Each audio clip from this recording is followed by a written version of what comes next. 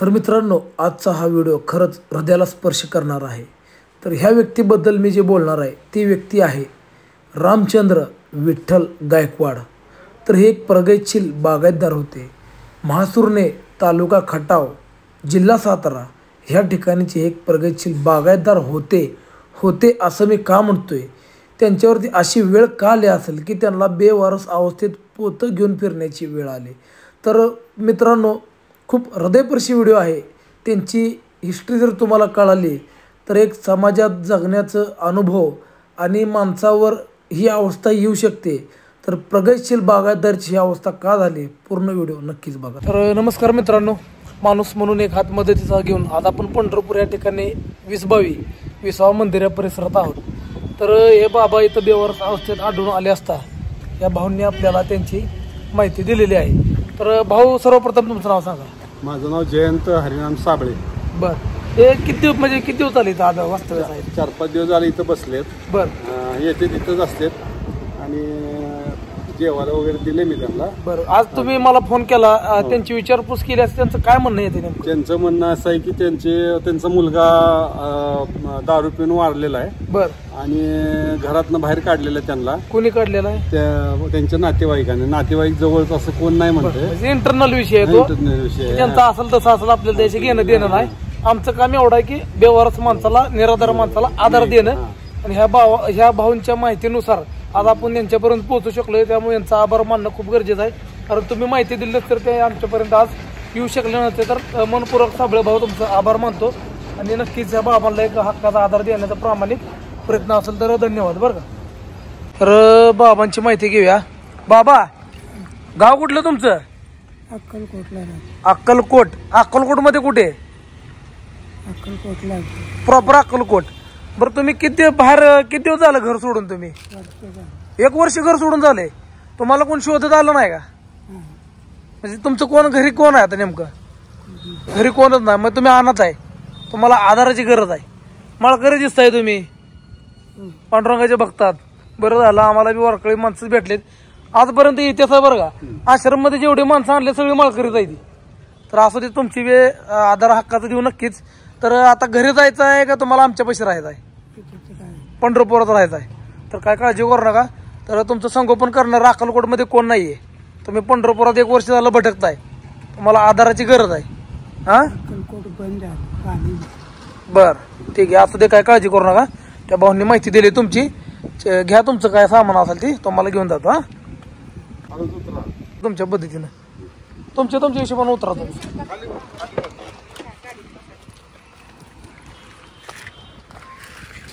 काय तेवढं काय गोळा केलं मौली?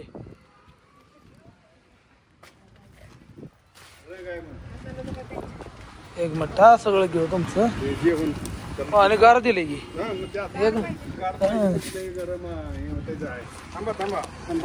उतरा। हा, सावकाश उतरा।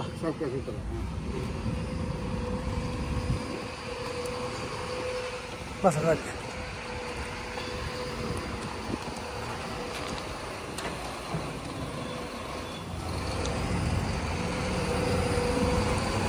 बसला का? हात आत गेला गेला हाताला।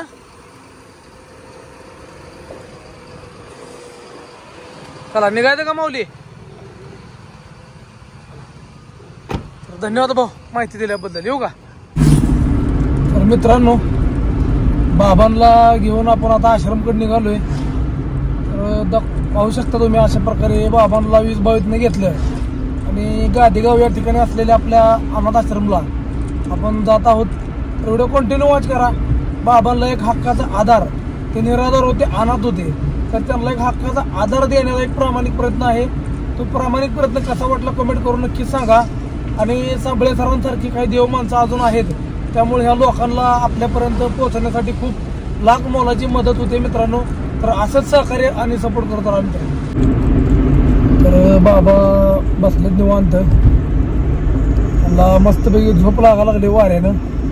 तर आपण आश्रमकडे निघालोय, बघू कसं काय विषय होतोय। कारण त्यांना आधार देणं हे आपलं सामाजिक संस्थेचा उद्देश आहे, किंवा माणूस म्हणून एक हात मदतीचा केलं। जे गरजू आहेत, जे अनाथ आहे, त्याला मदतीची गरज आहे। तर ज्याला मदतीची गरज आहे त्याला मित्रांनो आपण माणूस म्हणून एक हात मदतीचा देतो. तर तुम्ही सुद्धा माणूस म्हणून एक हात मदतीचा देण्यासाठी जास्त काय करू नका.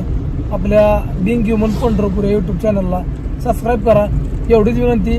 आणि जे लोक आर्थिक मदत करू शकतात त्यांनी जो मी स्क्रीनवरती नंबर देतोय त्याच्यावरती नक्कीच आर्थिक मदत सुद्धा करा. कारण आश्रममधील किराणा माल भरणे असेल किंवा तिथील मूलभूत गरजा असतील त्यासाठी तुमच्या मदतीची खूप मोठी गरज आहे मित्रांनो. स्क्रीनवरती मी नंबर शेअर करतोय, हेल्पलाईन नंबर आहे, यथाशक्ती मदत नक्कीच करा. तर त्याला आश्रमकडे जायला निघालोय, कसं काय होतंय तुम्हाला मी पूर्ण व्हिडिओ दाखवतो. तर मित्रांनो गादेगावमध्ये येऊन पोहोचलोय आपण. जवळपास 7-8 किलोमीटरचा प्रवास होता, लय लांबचा नव्हता. एकट्यानं जाऊन रेस्क्यू करून आणलं त्यांना, कारण त्यांनी काही जास्त त्रास दिला नाही आपल्याला. तर गावात येऊन पोहोचलोय, आश्रमला आलोय आता. आश्रमला जाऊन बरोबर आपण जेवणाच्या टायमिंगला आलोय. तर त्यांचं जेवण वगैरे काय, त्यांना आंघोळ करायची गरज आहे का बघू, आणि तुम्हाला आश्रमला जाऊन पुढचा व्हिडिओ नक्की दाखवतो. व्हिडिओ मित्रांनो कंटिन्यू वॉच करा. आश्रमला येऊन पोहोचलोय मित्रांनो. या आजोबा.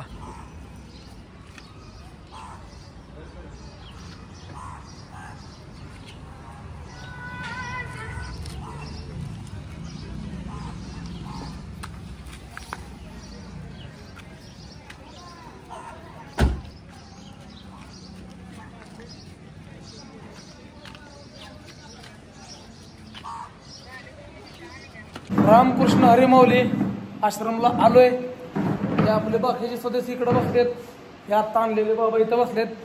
तर जेवायच्या पंक्ती टायमिंगला आपण आलोय. तर सर्वप्रथम काय करू, जेवण वगैरे यांचं करूया. आणि जेवण झाल्यावर बाकीचे डिटेलिंगला आंघोळ कपडे बदलणे असेल किंवा यांची बाकीची माहिती आपण जेवण झाल्यावर बघू कसं काय होतं. तर व्हिडिओ कंटिन्यू करा. तर मित्रांनो माऊलीचं जेवण चालू आहे. जेवण झाल्यावर तुम्ही जेवा, जेवण झाल्यावर त्यांची आंघोळ वगैरे करू, कपडे नवीन देऊ आणि सविस्तर त्यांच्याशी नक्की चर्चा करू. काय विषय मी तुम्हाला सांगतो. तर जेवण चालू आहे त्यांचं, जेवण चालल्यावर आपण व्यवस्थित बोलू त्यांच्याशी. तर मित्रांनो त्यांच्या कपड्याचा शोध म्हणजे कपडे काय काय त्यांचे पिशवीत बघायसाठी घेतलं होतं. तर चुरमुरे निघलेत आणि एक डॉक्युमेंटची पिशवी निघली. तर त्यांनी आपल्याला पत्ता सांगितलेला, काय सांगितलेला पत्ता तुम्ही? अक्कलकोट म्हणलेला तुम्ही? अक्कलकोटला होतो. अक्कलकोट त्यांनी आपल्याला घर सांगितलेलं, पण त्यांचा अक्कलकोटचा पत्ता नसून त्यांचं आधार कार्ड आणि बरेच डॉक्युमेंट इथं गावलेत. तर त्यांचा मी पत्ता तुम्हाला सांगतो आणि नाव सुद्धा सांगतो. रामचंद्र विठ्ठल गायकवाड हे त्यांचं नाव आहे. रामचंद्र विठ्ठल गायकवाड त्यांचं नाव आहे. आणि पत्ता सांगतो तुम्हाला मी. ॲटपोस्ट महासुरने, तालुका खटाव, सातारा. खटाव तालुक्यातील सातारा या ठिकाणी खटाव तालुक्यातील हे बाबा आहेत. जर यांचा घरचा पत्ता कोणाला असेल खटाव तालुक्यात, म्हणजे जे खटाव तालुका जे आहे सातारामध्ये, त्या ठिकाणी यांचा घरचा पत्ता लागत असेल तर आपला त्यांचं घरी सांभाळ करण्यासारखं कोण आहे का, नसलं तर कायमस्वरूपी आधारितच देऊ. आणि आपलं जे आश्रमचा नियम आहे तर की त्याचं पहिलं यांचं घरचा शोध घ्यायचा. घरचा शोध लागला तर नक्कीच घरी पाठवू, आणि घरचा शोध लागत नसेल तर मग पोलीस व्हेरिफिकेशन करायचं आणि कायमस्वरूपीचा आधार आपल्या आश्रमला द्यायचा. हे आपलं नियम आहे. तर त्यांची डॉक्युमेंट सापडली म्हणून तुम्हाला दाखवलं की विठ्ठल गायकवाड त्यांचं नाव आहे. एवढीच माहिती द्यायची होती, कारण त्यांचे बरेच असे डॉक्युमेंट आहेत. त्यांचं आधार कार्ड आपल्यापाशी आहे, त्यांचं पॅन कार्ड सुद्धा आपल्यापाशी आहे, आणि रेशन कार्ड सुद्धा होतं त्यांचं, आणि त्यांचं रेशन कार्ड सुद्धा पिशवीत सापडले. असं हे त्यांचं रेशन कार्ड सुद्धा झेरॉक्स आपल्याकडे आहे. तर ह्याच्यावरती पत्ता तुम्हाला सांगतो. लोकेश्वर तालुका कराड, म्हणजे तेच लोकेशन दाखवते. तर पुस्तकावर बी ॲड्रेस तुम्हाला सांगतो मी. रामचंद्र विठ्ठल गायकवाड, कळंब तालुका पाटण. तर ॲड्रेस बरोबर आहे त्यांचं. रामचंद्र विठ्ठल गायकवाड नाव त्यांनी सांगितलंय. खटाव पाटण सातारा या ठिकाणचा त्यांचा ॲड्रेस आहे. तर एवढं त्यांच्या घरापर्यंत जात असेल तर अतिउत्तम आहे. हे सगळे त्यांचे डॉक्युमेंट आपण सांभाळून ठेवतोय. काय काळजी करू नका. त्यांना आंघोळ घालायचे म्हणून त्यांचं सगळं साहित्य असं पडलेलं आहे. त्याच्यामध्ये फक्त ₹1 सुद्धा सापडला नाही, फक्त डॉक्युमेंट आहे आणि त्यांची जी काही ती माहिती आहे.